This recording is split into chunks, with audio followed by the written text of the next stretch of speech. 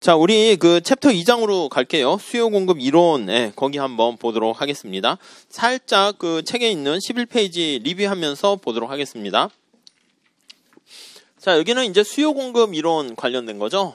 챕터 2장 수요 공급 이론.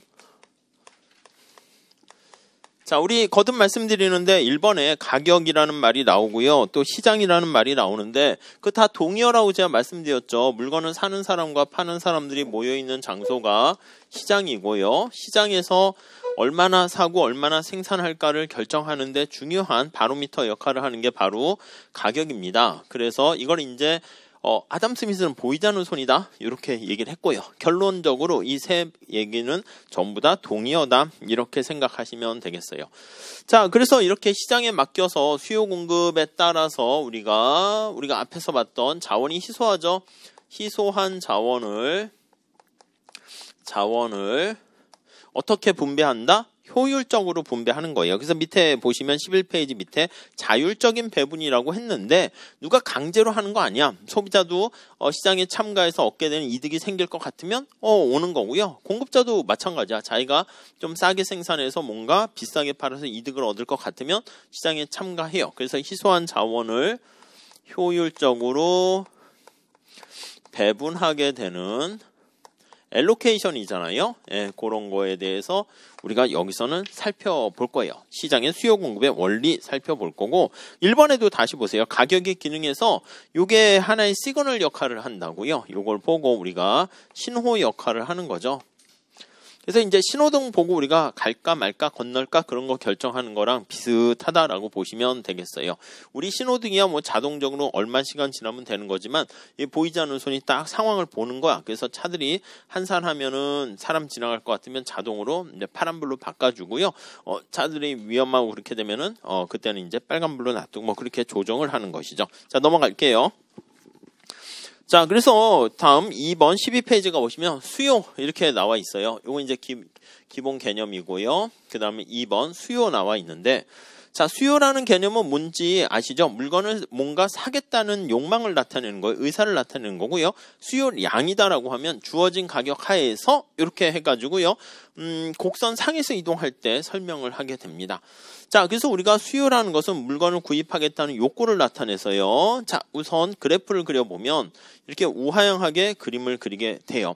그냥 Q라고 할게요. XJ 이렇게 하고 XJ 가격 이렇게 하면은 자, 우리 수요 곡선 할 때 두 가지 측면에서 봤어요. 하나는 이쪽에서 봤죠.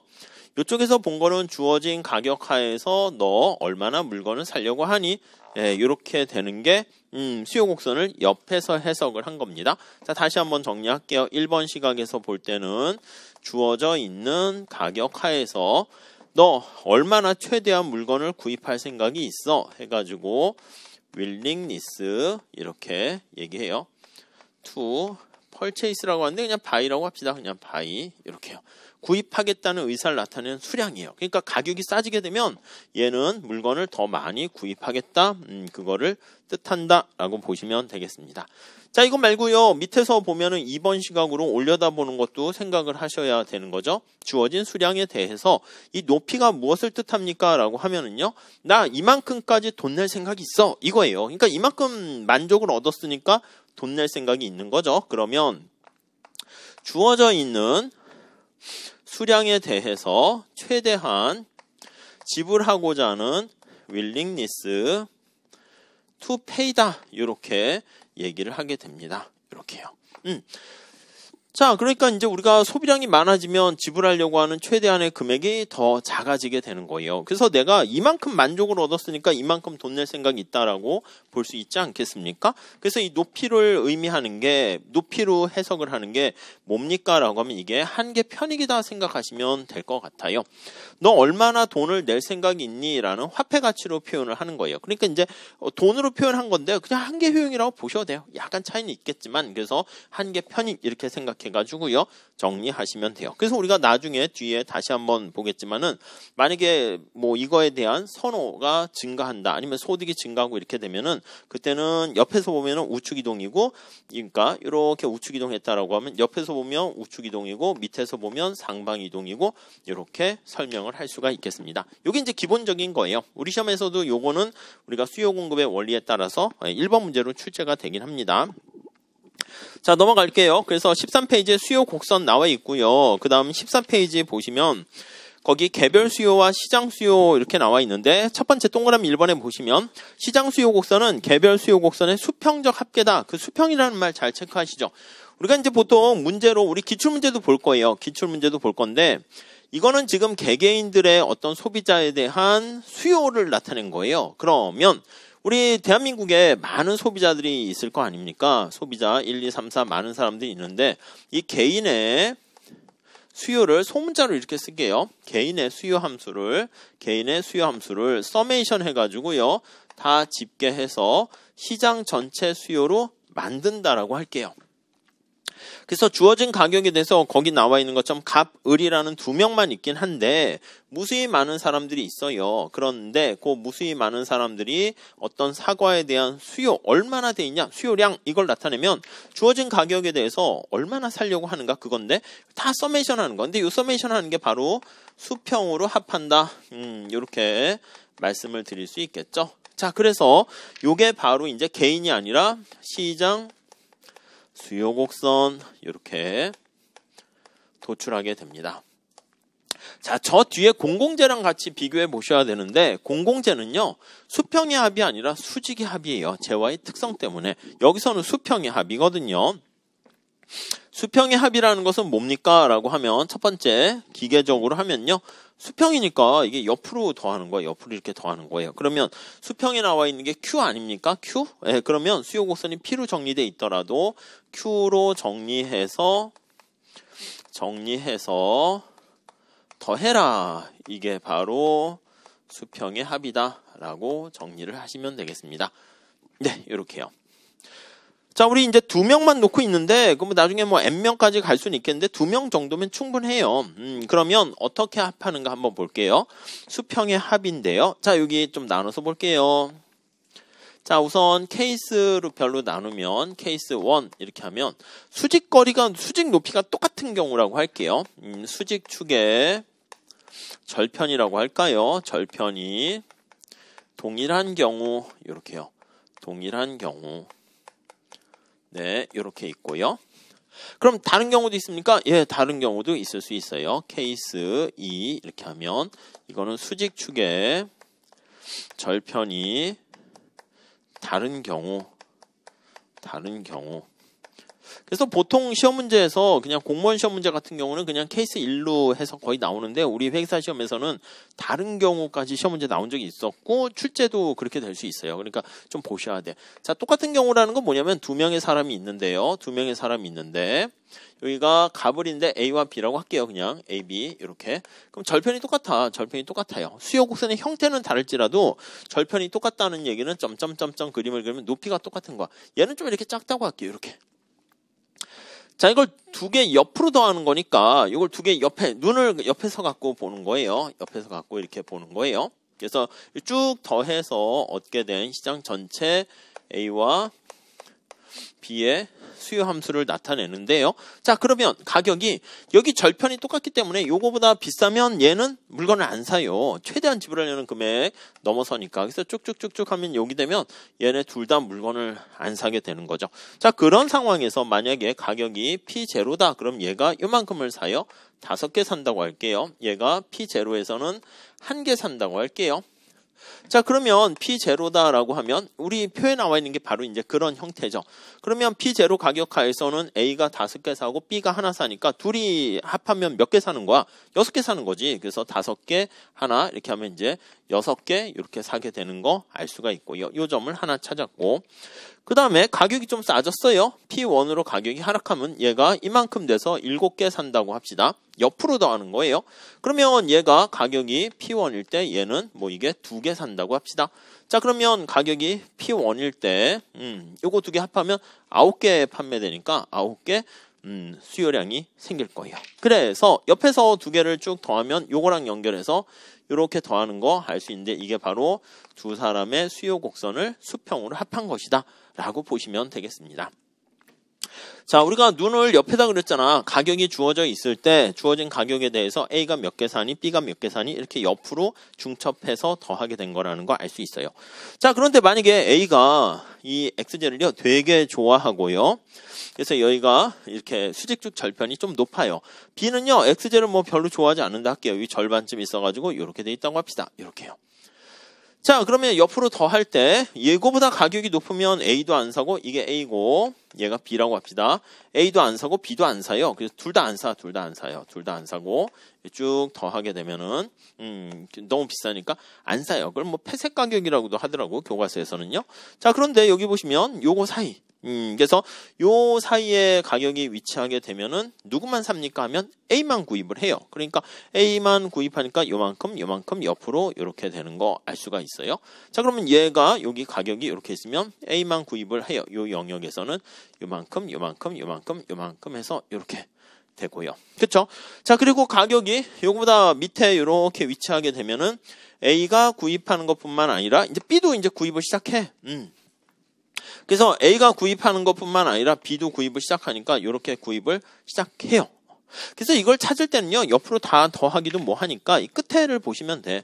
만약에 얘가 10개를 소비하는데 얘가 만약에 이것도 거의 10개를 소비한다 그러면 여기 두 개, 요게 10개인데 여기까지 10개 이렇게 되면 20개죠. 그러니까 20개 이렇게 되는 거 알 수 있잖아요. 그래서 얘가 가격이 빵이면 최대한 10개까지 소비하고 얘도 빵이면 10개까지 소비하게 되면 둘을 합하는 거예요. 가격이 빵일 때 거의 0에 가까울 때 20개 이렇게 소비하게 되니까 그렇게 되면은 이렇게 20개 이렇게 되는 거 알 수가 있죠.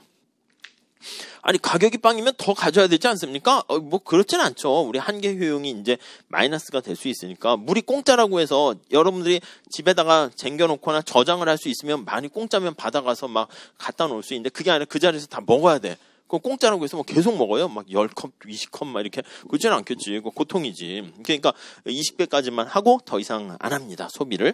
자, 그러면 옆으로 더하게 되는 거니까 요거 두 개 더해서 나타내는 게 이렇게 굴절되는 형태를 보이게 된다라고 보시면 되겠어요. 시험 문제가 좀 어려워지고 있어가지고 저 시장 이론에서도 자꾸 굴절되는 게 이제 출제될 가능성이 있어요.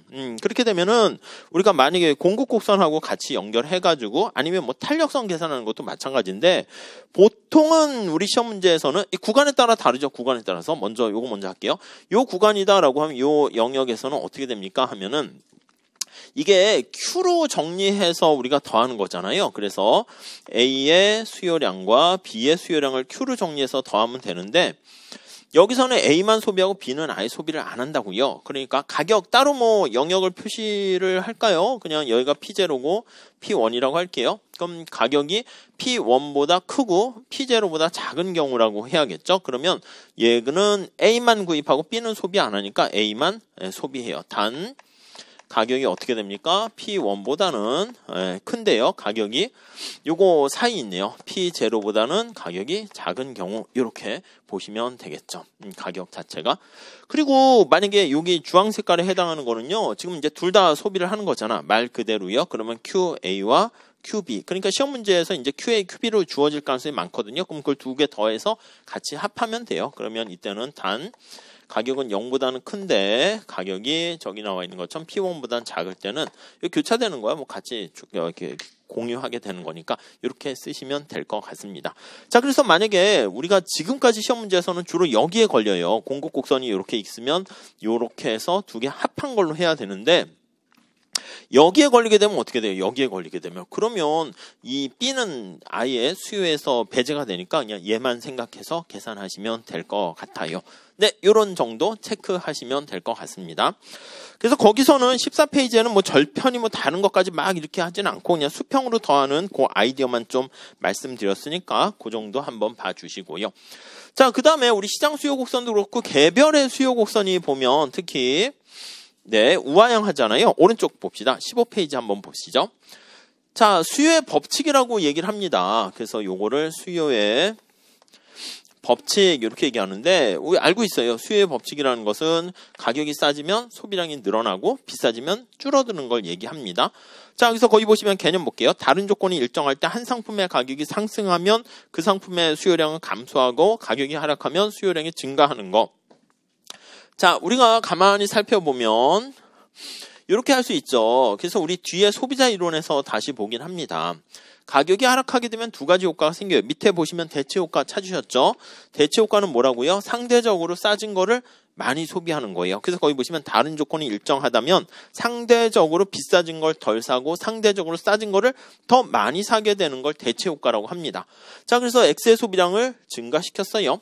그리고 밑에 소득 효과 보면 상품의 가격이 하락했어요. 그러면 소득 효과는 실질 소득이 변하는 거죠. 자, 실질 소득이라는 말 잘 보셔야 돼요. 실질 소득이 이 경우는 증가하게 되네요. 가격이 싸지니까. 그러니까 실질 소득이라 하면 구매력이라고 보시면 돼요. 구매력, 구매 가능한 능력, 구매력이 증가하게 되고요. 그 결과 X의 소비량이 정상제라고 하면 증가한다. 이렇게 되는 거죠. 단 정상제인 경우, 열등제인 경우에는 소비량이 감소하게 되고요. 이렇게요. 대체 효과 다시 한번 볼게요. 거기 상대 가격, 상대라는 말이 중요합니다. 그래서 상대적으로 싸진 재화의 소비를 더 많이 소비하는 것을 대체 효과 이렇게 얘기합니다. 자, 그래서 우리가 통상적으로 얘기하는 가격이 하락했을 때 대체 효과랑 소득 효과에 의해서 이 두 가지의 효과의 힘에 의해서 X의 소비량은 증가한다. 이렇게 되는 거 알 수가 있습니다. 네, 이해되셨죠? 근데 아시겠지만 이 소득 효과와 관련된 실제 소득 효과는 우리 노이즈에 해당해 가지고요. 소비자 이론에서는 얘를 제거하는 작업을 하죠. 그래서 얘를 제거하고 대체 효과만 나타낸 것을 우리가 보상 수요 곡선이다. 이렇게 얘기합니다. 다음 페이지 가볼게요. 16페이지. 자, 수요량의 변화와 수요의 변화 이렇게 나와 있는데 우리 수요 함수를 썼어요. 이렇게 쭉 해가지고 여기는 뭐 시장 전체라고 본다라고 하면은 굴절되어 있는 거고 굴절되지 않은 건데 아무튼 수요 함수라고 하면요. X에 대한 수요량 요거를 표현했을 때 X의 가격 그 외에 기타 등등 많은 요인들이 있죠. 그래서 기타 이렇게 쓰시면 될 것 같습니다. YZ 가격이라든가 소득이라든가 프리퍼런스라든가 그런 것들 거기 담겨져 있고요. 자, 우리가 앞서 말씀드린 것처럼 저기 도출한 것처럼 X의 가격이 변해가지고요. X의 이제 소비량이 이렇게 변한다, 영향을 미친다라고 하면 이 곡선 상에 이동하는 거죠. 량자를 붙입니다. 그래서 수요량의 변화 이렇게 얘기하고요. 그래서 량자가 들어가게 되면은 주어진 가격 하에서 그렇게 표현을 하는 것이기 때문에 이거는 곡선 상에서 이동이다 라고 보시면 될 것 같고요. 뭐 저 뒤에 ISRM도 마찬가지죠. ISRM은 소득과 이자율 평면에 나타내는 건데 이자율이 변하면 곡선 상에서 이동이죠. 그렇게 도출을 하게 되는 거니까. 그 이외에 나머지가 변하면 얘네들이 변하게 되면 이거는 수요의 변화라고 얘기합니다. 수요의 변화 이렇게 얘기하는데 요거는 곡선 자체가 이동을 하는 거죠. 그래서 곡선 자체가 이동한다 이렇게 보시면 될 것 같습니다. 네, 요거 나눠서 정리하시죠. 자, 그래서 오른쪽에 보시면 17페이지 볼게요. 수요 변화니까 곡선 자체가 이동하는 기타 등등 요인이 뭐가 있겠니? 네, 그걸 다시 한번 정리해 보세요. 자, 기타 요인입니다. 첫 번째 보시면 소득이 있어요. 소득. 자, 아시겠지만 이게 소득이 변화하게 되면 소득이 증가했을 때 소비량이 증가하면 그게 정상적이죠. 그래서 그걸 정상제라고 얘기합니다. 그리고 열등제가 있어요. 열등제라는 것은 소득이 증가할 때 소비량이 감소하는 것을 열등제 또는 하급제라고 얘기하기도 해요. 네, 요렇게요. 우리가 탄력성으로 얘기하면 소득 탄력성으로 설명할 수 있죠. 그래서 소득 탄력성이 0보다 크면 소득이 증가할 때 플러스 관계니까 소비량이 증가하는 것이고요. 소득 탄력성이 0보다 작으면 소득이 증가할 때 소비량이 감소하니까 그건 열등제가 되는 겁니다. 그건 아시겠죠? 넘어갑시다. 여기다가 한번 표현을 해볼까요? 자, 이렇게 표현을 하게 되면 여기가 소득이라고 하고요. 아니면 여기를 소득이라 할까요? 여기를 소득이라 하고요. 이렇게 한번 봅시다. 정상제인 경우는 어떻게 돼요? 소득이 증가할 때 소비량이 증가하게 되는 거니까 이게 우상향하게 되면 이게 정상제야. 이때 이거 곡선 이름 기억나세요? 엥겔 곡선이라고 하죠. 그러니까 이 엥겔 곡선이 우리가 우상향한다 이렇게 하게 되면 정상제 이렇게 보시면 될 것 같고요. 앵겔 곡선이 우하향한다 이렇게 돼 있으면 요거는 앵겔 곡선 어디서 나옵니까? ICC에서 나오죠. 그러면 앵겔 커브 이렇게 하면 요거는 열등제 이렇게 보시면 될 것 같습니다. 정상제도 아니고 열등제도 아닌 소득 탄력성이 제로면 어떻게 될까요? 제로면. 그럼 소득이 증가해도 소비량이 변화 없잖아. 그러면 소득이 증가해도 변화 없으니까 수평이에요, 수직이에요? 수직이 되겠네, 수직. 그렇죠. 그래서 만약에 여기서 앵겔 곡선이 이렇게 수직이다 이렇게 되면 앵겔 커브가 수직이면 우선 첫 번째 소득 탄력성은 어떻게 됩니까? 빵이지 뭐. 소득이 변해도 아무런 영향이 없으니까 소득 탄력성은 빵이 되고요. 이거는 그냥 소득의 중립적이다, 뭐 독립적이다 이렇게 얘기합니다. 우리가 이제 중립제 이렇게 표현하면 뭐의 중립이야? 그거를 좀 보시긴 해야 됩니다.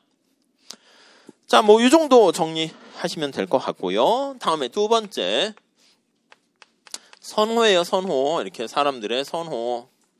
우리가 이게 선호가 이제 영향받지는 않거든요. 사실 우리가 선호는 고정돼 있다고 얘기를 해요. 선호가 막 변하거나. 근데 우리가 보통은 뭐 누구에 대한 어떤 취향이나 선호나 뭐 사랑이나 관점이나 생각, 가치관이 다 변하긴 해요. 그래서 현실에서는 보통 선호도 시간이 감에 따라서 변하는 게 맞아요. 그리고 이제 그러한 인간의 약간 선호가 변하고 등등 그런 것들을 이제 반영하는 게 이제 행동경제학 이런 데서 이제 나오긴 해요. 그래서 요즘 미시경제학 책 보면 행동경제학 책이 막 이제 한 챕터로 이제 많이 들어가 있어가지고 그게 시험에 나오면 또 강의를 또 뭐 이제 한 4시간 정도 더 해야겠죠. 다시 또 그러면 자꾸 늘어나. 그래서 이게 좀 줄어들어야 되는데 어차피 시작하는 사람들은 경제학의 경자 처음 시작하는 건데 공부할 내용은 자꾸 늘어나고 뭐 다른 과목도 마찬가지예요. 그래서 세법도 그렇고 뭐 다 회계학도 그런 것 같다. 회계학도. 뭐 원가도 보니까 그래요. 원가도 막 거의 책이 1000페이지고 재무관리도 뭐 옛날에 요번에 뭐 했던 여러분 뭐 김영선 선생님의 그 기초 입문 있잖아요. 옛날에 그것만 해도 시험 보러 그 정도는 아니겠지만 그것만 해도 거의 뭐 야 나 재무관리의 달인이야 해도 야 진짜 대단하다 이런 정도인데 요즘은 그 기초 이렇게 써 있더라. 기초 이렇게. 그러니까 공부할 양은 많아지는데 근데 이게 여러분들이 그냥 뭐 딴 거 여가 활동도 안 하고 무슨 뭐 학생운동 데모도 안 하고 이렇게 되더라도 공부할 양이 많아지기 때문에 이게 좀 되게 버거운 것 같아요. 늘 뭐 그래요. 상법 이런 거는 옛날에는 주위에 공부한 사람들이 이렇게 얇은 서책자 있잖아요. 재무관리 기초 그 정도 듣게 되는 책도 막 힘들다고 하면서 그거 외워서 막 80점 맞고 그렇게 합격하고 막 그랬었던 것 같아요. 근데 지금 보면은 이 뭐지? 뭐 이렇게. 그러니까 그 정도 이제 공부하다가 여러분들 이제 뭐 고등학생 수능책 이렇게 봐봐. 그러면 얇잖아. 국사도 그렇고 뭐 양은 까마득하게 있는데 그냥 아무 생각 없이 그냥 달달 외워버리면 다 맞출 수 있는 그런 느낌이 들고 수학도 그렇고 재무관리하다가 그렇게 내려가면은 야 약간 느낌이 다른 거죠. 아무튼 쉽지 않습니다. 그래서 이제 행동경제학이 나오지 않기를 바랄 뿐이에요. 우선은 현재. 근데 아직까지 그 전공하시는 분들이 별로 없어요. 관심 있는 분도 없고요. 그리고 전공 조금 관심 있으신 분들이 있긴 한데 그런 분들이 출제위원 들어갈 가능성도 좀 희박해가지고 아직은 잘 안 나오는데 나오면은 뭐 다 또 이제 커리큘럼도 다시 또 바꿔야 되는 거죠. 그래서 우리가 그나마 이제 선호 이렇게 하면은 유행 이런 거 과거 전통적인 그래서 밴드웨건 이펙트 뭐 이런 거 있잖아요. 아니면 이제 남들이 이제 막 이렇게 소비하는 거 싫어하는 스노브 이펙트에서 뒤에 나오는 거 있잖아요. 그 고고한 척하는 속물 근성이랄까 속물 효과 이런 것들이 이제 나의 어떤 선호에 영향을 미친다라고 볼 수도 있을 거예요. 네트워크 효과라고 하죠. 그러니까 우리가 네트워크에 가입되어 있는 거에 따라서 영향을 미치는 거예요. 네트워크 효과 뭐 굳이 얘기하면 이렇게 보시면 될 것 같습니다. 그래서 선호가 변한다라고 하면은 MRS가 변하는 거고요. 무차별 곡선이 변하는 것이고요. 뭐 그렇게 되면 무차별 곡선이 말 그대로 이렇게 막 교차할 수가 있어요. 우리가 보통 얘기할 때는 어떻게 돼? 무차별 곡선 교차하면 안 된다 이렇게 얘기하는 거죠. 근데 막 그런 일이 발생할 수 있어요. 그럼 얘기가 막 산으로 갈 수가 있어요. 다음 3번 봅시다. 연관제 상품의 가격 이렇게 나와 있어요. 자, Y제 관련제라고 보시면 되겠고 관련제의 가격이 또 영향을 미치죠. 자, 여기 관련제 가격 봤을 때는 우리가 밑에 1번에 대체제, 보완제, 독립제 이렇게 나와 있습니다. 그래서 여기 대체제 관계 그리고 보완제 관계 그리고 역시 뭐 중립재, 독립재 이렇게 얘기합니다. 뭐의 독립적이냐? 다른 재와의 가격에 영향을 받지 않는다. 이렇게 보시면 돼요. 우리 탄력성으로 표현할까요? 교차 탄력성을 표현을 하면 대체재는 어떻게 0보다 커요? 작아요? 빵이에요. 1보다 큰가? 뭐죠? 0보다 큰 거가 맞죠? 0이에요? 1 아니에요? 1보다 크면 0보다 크긴 한 건데, 자, 보완재 관계는 0보다 작은 거예요. 0보다 크다 작다는 이제 부호에 초점이 관심이 있는 거예요. 그리고 교차 탄력성이 빵이다라고 하면은 이거는 아무 관련이 없는 거죠. 뭐 탄력성 파트에서 잠깐 또 다시 말씀드리도록 할게요.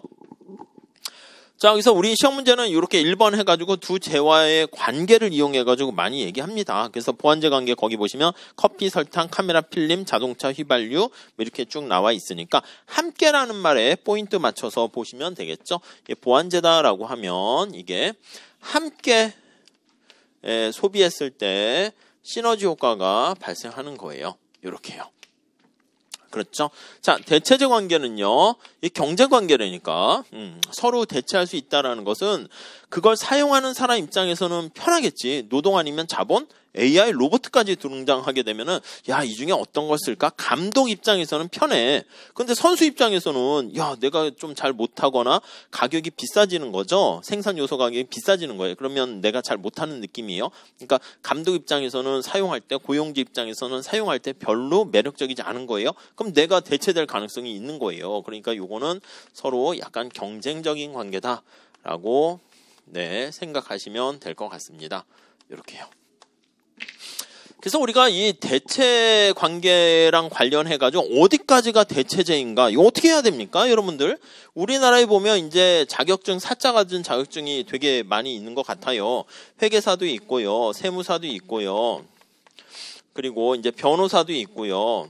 또 뭐 노무사도 있고요. 노무법 이런 거 하니까 변호사랑 좀 겹치긴 하겠지만, 근데 이제 또 회계사 딴 어떤 선생님 또 뭐 강의도 하시면서 또 유명한 선생님인데 그분이 또 밖에 현업으로도 많이 활동하시는데 딱 했더니 노무사랑 또 겹치는 일이 되게 많은 거야. 그래가지고 전에 노무사에 또 관심을 가져가지고 노무사 공부를 또 하시더라고. 결국은 포기했죠. 강의하는 것도 바쁘고 회사 일도 바쁜데 언제 또 합니까? 그리고 노무사가 몇 년 전만 해도 5년 전만 해도 별로 인기가 없고 시험 보는 사람도 없었는데 워낙 취업도 잘 안 되고 이거 노무사 합격하면은 과목도 몇 개 안 돼요. 1차 공부는 걔네들은 안 해요. 우리는 1차에 1년을 하잖아. 걔네는 지금은 이제 조금씩 해야 되는데 한 5년 전만 해도 이제 걔네 동네에서는 그쪽 동네에서는 야, 노무사 1차는 2주 하면 되는 거 아니야? 뭐 또 이제 그런 사람들이 또 있어가지고 막 이렇게 바람을 잡아. 그래서 그 말을 듣고 감사합니다. 댓글 달면서 진짜 2주 공부했다가 떨어지는 거야. 그렇게 할 만한 시험이 아니거든. 근데 그 2주 한 사람이 또 제가 아는 강사분이 그렇게 또 이렇게 옛날에 그렇게 해서 알려줬는데 그 사람도 그렇게 얘기했는데 밑에 전제 조건이 있어. 이거 할 때요. 사법고시가 폐지가 되면서 사시 준비하던 친구들이 한 10년 이상 공부했던 사람들이 노무사 시험에 온 거야. 그럼 노동법이나 행정 이런 것들은 다 그 사시 공부할 때 그 안에 있는 거거든. 그러니까 나머지 뭐 경영학 관련된 조금만 공부하게 되면 그냥 되는 거야. 그러니까 진짜 1차는 2주만 해도 되는 건데 그 말만 믿고 이제 처음 들어오는 애들이 또 2차 공부만 막 하다가 막상 1차가 안 돼가지고 뭐지? 이렇게 돼요. 근데 요즘 이제 정신 차려가지고 이제 거기서도 1년까지는 아닌데 그래도 이제 한 6개월 정도 이렇게 하면서 이렇게 기반을 다져가는 것 같아요. 경쟁도 되게 많아져서. 근데 이거는 노무사로 활동하는 것도 있지만 그냥 붙은 다음에 가끔 회계사 붙은 다음에도 회계사 법인에 안 가고 무슨 뭐 한국은행 금감원 이렇게 준비하거나 대학원 가는 친구들도 많이 있는데 여기 친구들도 그런 것 같아요. 뭐 로스쿨 가거나 공부 더 하거나 등등등 그런 것 같아요. 근데 아무튼 이게 보면 영역이 약간 이렇게 중첩돼 있단 말이에요. 그럼 어디까지가 같은 영역인가 봐야지. 여기 손흥민이 있는 축구 선수, 축구 같은 경쟁 그건 아니잖아. 이거 어떻게 판단합니까? 라고 하면은요. 어떻게 판단할까요? 우리가 이제 보통 관련된 시장을 이제 획정을 해야 돼요. 관련된 시장을 획정, 어디까지 관련된 시장이나 이거를 봐야 되거든요. 요즘은 이제 여러 가지 상품이나 제품들이 다 컨버전스가 돼가지고 옛날에는 뭐 카메라 시장 이렇게 되면 디카 뭐 이런 거랑 또 다 있는데 요즘은 휴대폰 안에 다 들어간 거 아니겠어요? 거의 휴대폰 안에 카메라뿐만 아니라 무슨 뭐 편집하는 거, 영상뿐만 아니라 TV도 있고 다 들어가 버리니까 이 시장 경계가 이렇게 불투명해지고 이제 경계가 흐려지게 된 거야. 이거 어쩔 수 없어요. 그래서 뭐 산업도 마찬가지야. 산업의 경계도 마찬가지고 금융권도 아시겠지만 뭐 은행, 증권, 보험 딱딱딱 나눠져 있었는데 뭐 증권회사에서도 뭐 이것저것 다 하고 은행도 이것저것 다 하고 막 하는 마당이 있기 때문에 경쟁이 그러니까 더 치열해진 거죠. 이 경계가 아예 없어진 거야. 근데 이게 산업 간의 경계만 없어진 것뿐만 아니라 지역 간의 경계도 없어졌어. 옛날에는 우리나라에서 뭐 좀 해서 뭐 김앤장 변호사 이렇게 하면은 끝났는데 국가도 다국적 기업이 되는 바람에 미국에 있는 제일 잘 나가는 로펌하고도 우리나라 이 뭐 김앤장이나 이런 데서도 해야 되니까 뭐 경계 자체가 다 이렇게 없어진 거죠. 물론 코로나 이후에 어떻게 될지는 잘 모르겠지만 아무튼 그렇습니다. 그래서 우리가 공정거래위원회에서 독과점 같은 거 해가지고 뭐 규제를 하거나 할 때 어디까지가 관련 시장인지 봐야 된다고요. 그래서 카메라 시장 아니면 이런 것도 보면은 업 영역을 어디까지 봐야 될까? 뭐 변호사가 세무사 일까지 할 수 있게 해. 그럼 이제 세무사 쪽에서는 막 뭐야 밥그릇 뺏기니까 뭐 또 막 이렇게 서로 반발하고 뭐 등등등 그렇게 되는 거죠. 그거 할 때 가장 중요한 게 뭘 가지고 하는가 하면 요 대체 탄력성을 가지고 해요. 그래서 예를 들어서 회계사 시장에서의 요게 가격이 올라갔어요. 그럼 당연히 회계사 소비량이 줄어들겠죠. 그 상품의 소비량이 줄어드는데 그 상품이 줄어들면서 어디로 이게 소비자들이 튀어가는가. 그래서 만약에 여기서 회계사 상품의 가격이 올라갔더니 회계사 상품의 소비량은 줄어들고 세무사나 변호사 소비량이 증가했다. 그러면 여기까지가 관련 영역이야. 회계사 가격이 올라갔다고 사람들이 막 축구 시장으로 막 가서 갑자기 뭐 이렇게 하지는 않잖아. 그러면 이거는 관련이 없는 거고 이제 탄력성 자체가 이게 크면 클수록 관련도가 더 높다 이렇게 보시면 돼요. 자, 다시 정리하면 야, 어디까지가 우리 사실 지금은 여러분들은 그냥 공부를 해야 되는 거지만 밖에 이렇게 나가서 하는 무슨 사자 달고 나가더라도 전문 직종이기 때문에 이게 어떻게 보면은 굉장히 이게 치열한 경쟁이거든. 그러다 보니까 나의 적이 누군가 그리고 나의 어떤 동업자가 누군가 이거를 파악해야 되는데 뭐 경영학에서 많이 하잖아요. 그거 하려면 이 대체 탄력성 가지고 자기의 경쟁하는 사람과 아니면 동업자들 우리가 판단한다. 이렇게 생각을 하시면 되겠습니다. 그렇게요. 과도 마찬가지예요. 과도 뭐 경영, 경제, 무슨 금융, 학과가 이렇게 있는데 그것도 뭐 밖에 이제 졸업하고 나면은 옛날에야 이제 또 딱딱 이렇게 뭐 철학과, 뭐 경제 완전히 다른 그건데 요즘은 다 믹스되고 있는 상황이기 때문에 뭐 아무튼 복잡해지고 있는 거죠. 그게 할 때 우리가 대체 탄력성 가지고 얘기한다라고 보시면 되겠습니다. 밑에 4번하고 5번은요. 밑에 그림 그거 잘 생각해가지고요. 우측 이동이냐 좌측 이동이냐 그거 좀 판단하시면 되는데 별로 어렵지 않은 거니까 넘어가도록 할게요. 다음 페이지 가볼게요. 자, 그리고 이제 예상도 되게 중요합니다. 예상이라든가 뭐 아니면 기대라고 할까요?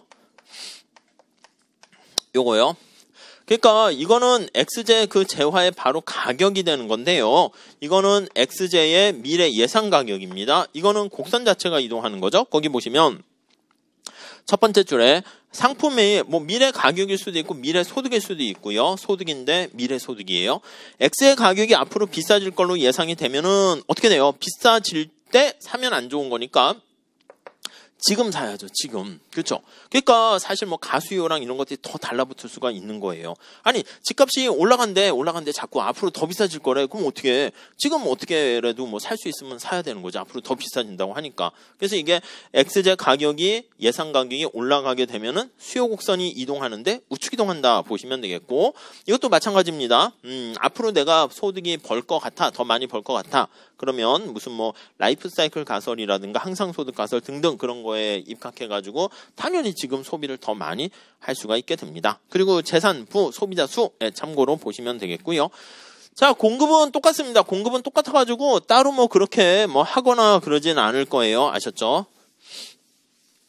수요만 잘 봐주세요. 수요만 잘 봐주시고 수요에 대한 정리를 다시 하게 되면은 요것만 잘 보시죠. 수요 곡선이 있으면 높이로 해석을 하시면 될 것 같습니다. 그래서 내가 최대한 얼마까지 지불하려고 하는가 지불 의사를 나타내는 금액이다. 이렇게 보시면 되겠어요. 다음 3번 공급이다 라고 하면은 자, 공급 곡선 우상향하는 거 거기 나와 있죠. 나머지 개념하고 이런 것들은 다 똑같습니다. 그리고 옆에서 보는 것도 똑같고요.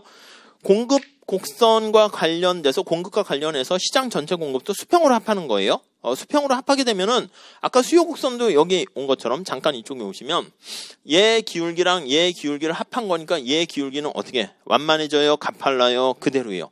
완만해지죠. 그래서 수요자가 많아질수록 당연히 이게 더 완만해져요. 완만해지니까 탄력성은 커진다. 이렇게 얘기할 수 있어요. 이쪽으로 오시면 공급 곡선도 마찬가지야. A라는 공급자가 있고 B라는 공급자가 있으면 주어진 상품에 대해서 각각의 공급하려는 양을 다 더하게 되면은 시장 전체 공급량은 늘어나요. 그러면 기울기가 완만해지겠죠.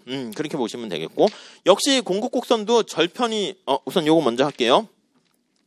이 높이를 나타내는 게 우리가 비용 곡선이라고 생각하세요. 한계 비용의 의미예요. 그러니까 우리가 공급자는 최소한 이만큼 받고자 하는 금액이다. 이렇게 생각을 하시면 될 것 같습니다. 예, 그 정도 정리하시고요.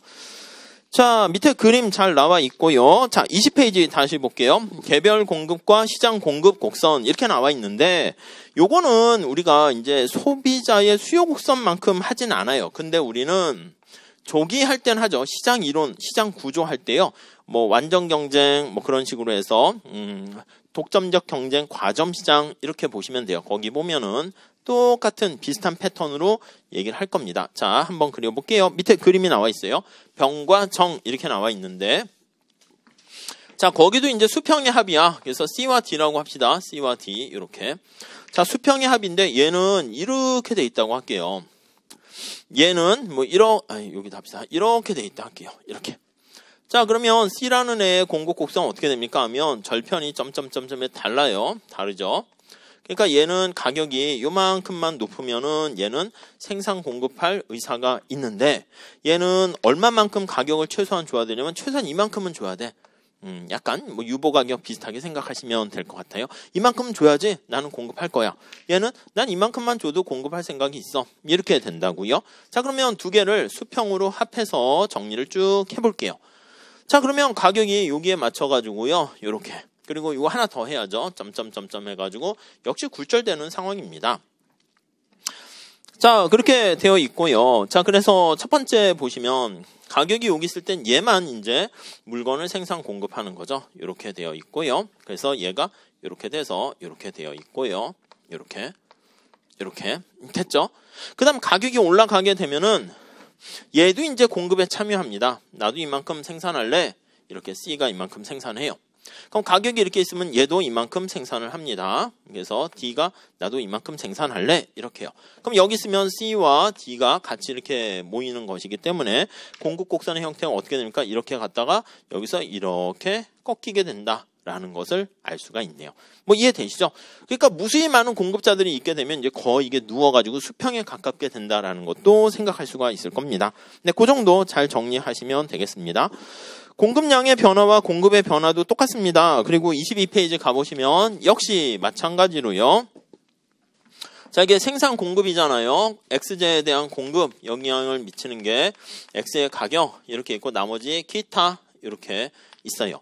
기타가 변하면 곡선 자체가 변하는 거 똑같이 생각하시면 되겠어요. 자, 얘가 X의 가격이 만약에 상승하면 당연히 얘 입장에서는 생산량, 공급량을 증가시키니까 플러스 관계 이렇게 보시면 되겠고요. 기타에 들어가 있는 게 뭐냐라고 하면 이걸 쭉 읊으실 건 없어요. 그냥 거기 있는 것처럼 생산과 관련된 기술 이렇게 있고요. 기술이 증가하면 비용이 다운되니까 공급 곡선이 하방 이동이고요. 옆에서 보면 주어진 가격에서 더 많이 생산할 수 있으니까 우측 이동이다 이렇게 보시면 되겠어요. 요소의 가격, 임금 같은 거 보시면 돼요. 임금이라든가 인건비라든가 아니면 휘발유 가격이라고 할까 이런 거요. 휘발유 가격 이런 거. 네, 정리하시면 될 것 같고요. 다음 조세와 정부의 보조금 이런 거요. 텍스 이렇게 하면 비용을 증가시키는 요인이고 보조금 하면 subsidy 하면은 이제 비용을 감소시키는 요인이 되는 것이죠. 물론 거기 연관 상품의 가격 요거는 자주 출제되진 않아서 제가 지난번에 그냥 넘어가 달라고 했는데요. 근데 나오게 되면은 출제될 수는 있어요. 그래서 거기 얘가 넣어놨잖아요. 여기서 살짝 지금은 보셔도 될 것 같아요. 이제는 말할 수 있는데요. 거기 한번 보세요. 자, 거기요. 대체 관계, 보완 관계 이렇게 있어요. 자, 토지로 콩을 생산할 수 있고요. 옥수수를 생산해서 공급할 수도 있다. 이렇게 돼 있습니다. 옥수수 가격이 변하지 않고요. 콩의 가격만 상승하게 되면은 생산하는 사람은 그 땅에다가 뭐를 더 많이 생산하게 돼요. 그래서 첫 번째 대체관계 이렇게요. 자, 생산자 입장에서 이제 보는 거예요. 농부 입장에서 보는 거예요. 땅 경작지가 이렇게 있습니다. 농부 입장에서 이렇게 있어요. 이렇게. 그러면 야, 거기 콩을 심을까 옥수수를 심을까 이렇게 하고 있어요. 그럼 콩과 옥수수는 서로 소비하는 입장에서 대체관계는 아니고 생산하는 사람 입장에서 봤을 땐 대체관계가 되는 거예요. 자, 근데 옥수수 가격은 가만히 있는데 콩 가격만 상승한 거야. 그래서 콩 가격은 상승했는데 옥수수 가격은 그대로 가만히 있어요. 그러면 어떤 거를 생산할까요? 생산을 더 많이 할까요? 당연히 콩 아니겠어요. 웃으면서 콩을 더 많이 뿌리고 옥수수는 그냥 쬐끔만 뿌리고 이렇게 선택한다는 거죠. 그냥 그 얘기예요. 별것도 없긴 해요. 다음 보완관계 볼게요. 자, 우리 보완관계라고 하면은 보완관계 생산하는 사람 입장에서 보시는 거예요. 보완관계.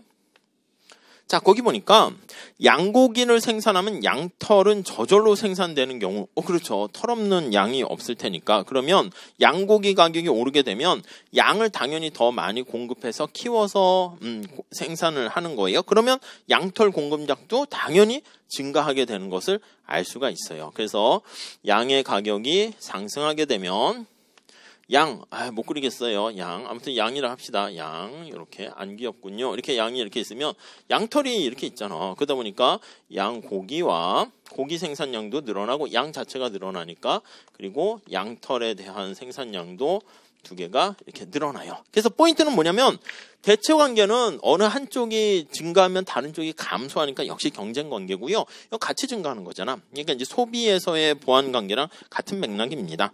자, 공급자 예상, 이거 좀 어려운 건 아닌데 주의해서 봐야 되는 거죠. 공급자의 예상 중에 가격 예상 한번 보시면, 자, 앞으로의 가격이 상승할 걸로 예상이 된다 합시다. 자, 그러면 앞으로 상승할 것 같으면 지금 시장에 물건을 내놔가지고 파는 것보다는 좀 자기가 가지고 있다가 저장을 했다가 나중에 파는 게 훨씬 이득이죠. 마스크 같은 것도 마찬가지야. 코로나가 제2차 유행이 막 돼가지고 마스크가 더 필요할 것 같아. 그러면 많이 사놨다가 아니면 시장에 있는 것도 다 회수를 해가지고 공급자 입장에서는 그게 합리적인 선택인 거죠. 그러니까 비쌀 때 팔아야겠다 이렇게 생각을 한다고요. 그러니까 거기 매점 매석 써놨는데, 자, 그래서 여기 나와 있는 것처럼 앞으로 가격이 비싸질 것 같다. 그럼 공급 곡선은 어떻게 이동하는 거예요? 그제와의 가격이 아니니까 좌측 이동이에요, 우측 이동이에요? 시장에 내놨던 거를 다시 회수를 하게 되는 거니까 물건이 없어져요. 물건이 줄어든다고요. 이렇게 이해 가시죠? 그러다가 진짜 이제 가격이 오를 걸로 예상됐다가 올랐어. 실현됐어. 그러면은 이제 생산도 늘어나긴 하지만 그때는 이제 또 떨어질 것 같은 느낌이 들면은 앞으로 이제 신약이 개발됐다, 백신이 개발됐다 이러면은 떨어질 거 아닙니까? 그러면은 그때는 시장에 내놓게 되니까 그때는 또 우측 이동하겠죠. 그렇게 보시면 되겠습니다. 자, 6번은 공급자 수가 많아지면 많아질수록 여기 나와 있는 것처럼 곡선 자체가 옆으로 이렇게 뉘어지면서 이동하는 거죠. 옆으로 이렇게 완만해지는 거니까 그렇게 정리를 할 수가 있겠습니다. 자, 23페이지 한번 보시면 시장 가격이 결정 나와 있는데 균형, 그거 균형 가볍게 보시고요.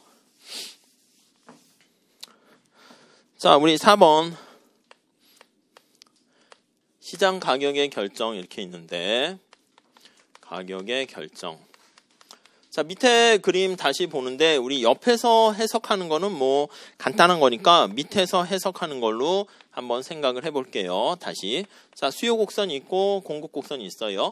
약간 공급 곡선은 우리가 한계 비용의 비용 의미라고 보시고요. 얘는 한계 편익의 의미다. 이렇게 생각을 하시면 되겠습니다. 자, 그래서요. 우리 24페이지로 가보시면요. 어떤 외부적인 충격이 변했을 때 균형이 어떻게 바뀌는가 그런 것들에 대해서 봐야 되는데 그 전에 균형을 봐야 되죠. 그래서 주어진 수량이 Q0일 때요. 이 사람은 최대한 이만큼까지 돈을 낼 생각이 있고요. 자, 물건을 공급하는 사람은 난 최소한 요만큼은 받아야겠어 생각을 하는 거예요. 공급자 입장에서는 그러니까 당연히 시장에서 물건이 훨씬 더 부족하다는 얘기잖아요. 그러니까 이만큼 이렇게. 그러니까 여기에 크게 이게 뭐예요? 이게 거래했을 때 얻을 수 있는 거래를 통해서 이득이 발생할 수 있는 그 크기야. 얘는 이만큼까지 줄 생각인데 얘는 이만큼 하니까 적절하게 거래를 만약에 맺었다 그러면 이만큼의 사회 전체적인 잉여가 증가할 수가 있는 거죠. 그러니까 거래량이 늘어나면 이만큼 증가할 수 있고 이만큼 근데 점차 줄어들다가 여기가 되면 이제 어떻게 돼요? 거래와 관련된 이득이 없어지게 되는 거예요. 그래서 여기는 바로 지금 Q0에서는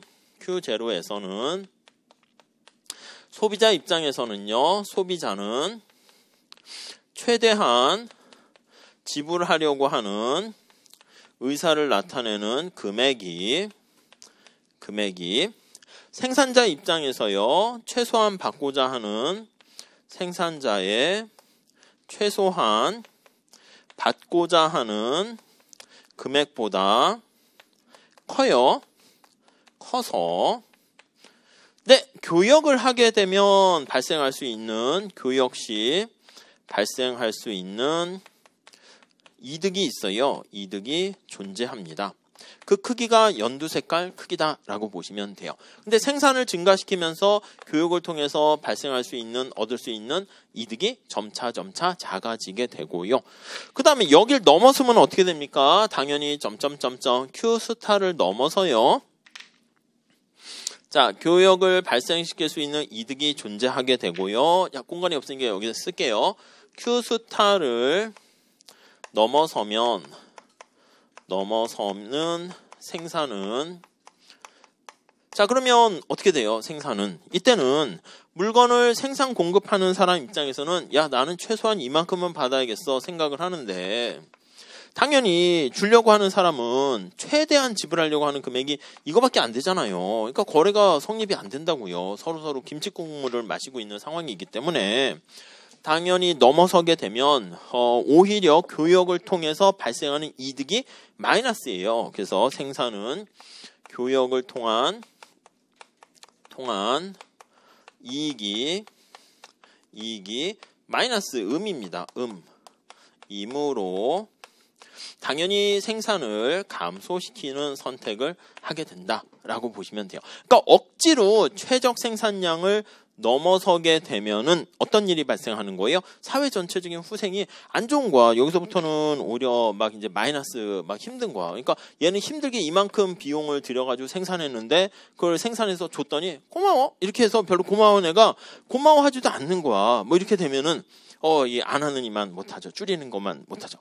제가 강의 준비를 해가지고 이걸 해야겠다 해서 힘들게 어제 늦게까지 해가지고 했더니 딱 했더니 여러분들이 뭐지 저건? 해가지고 다들 고마워하지 않고 뭐 이렇게 하면은 괜히 했나? 이렇게 부적절한 예인가? 아무튼 예를 들면 이거예요. 이렇게 보면은 이렇게 돼 있는 거예요. 무슨 말씀인지 아시겠죠? 그러니까 이걸 잘 기억하세요. 우리가 최적 생산량이 이렇게 있으면 그거보다 과소하게 되는 것도 바람직하지 않습니다. 사회적 후생 손실이 생기고요. 과다하게 되는 것도 사회적 후생 손실이 생겨요. 그 사회적 후생 손실이 뭐냐라고 하면 과소하게 되면 이만큼 더 잉여를 얻을 수 있는데 얻지 못한 거잖아. 그러니까 이제 손실이야. 기회비용 측면에서. 과다하게 갔으면 이만큼 진짜 말 그대로 얻게 되는 편익보다 비용이 이렇게 더 큰 거니까 이 편익의 증가, 총 편익의 증가는 이거잖아요. 총 편익이 이만큼인데 총 비용은 이만큼이라고. 그래서 비용에서 편익을 빼면 이만큼 손실 마이너스가 생긴다라고 보시면 되겠습니다. 그러니까 항상 그 사회적 후생 손실 그 얘기를 좀 잘 정리를 해주시면 될 것 같고요. 자, 그 정도 보시고요. 수요 공급의 이동은 별로 어렵진 않아요. 그래서 기출문제 예를 좀 풀어보면 되는데 그건 좀 쉽고 잘 하세요. 그래서 잠깐 쉬었다가 우리 탄력성 얘기하면서 조금 더 진행하도록 할게요. 잠깐만 쉬었다 할게요. 네.